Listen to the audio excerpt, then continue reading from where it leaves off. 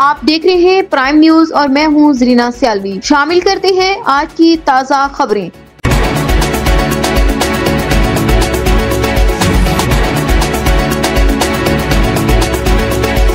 खबर शामिल करते हैं सरगोदा से।